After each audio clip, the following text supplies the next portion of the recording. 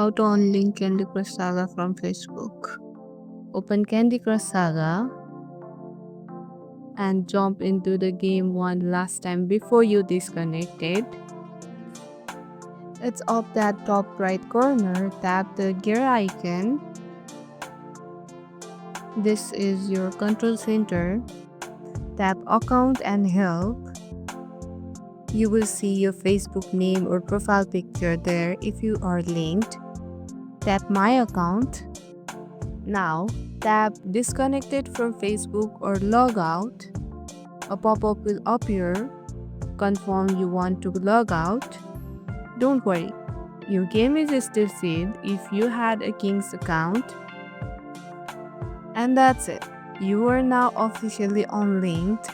Your Candy Crush will no longer sync with Facebook. You can play privately or switch to a new account anytime. And that's how you unlink Candy Crush Saga from Facebook like a boss.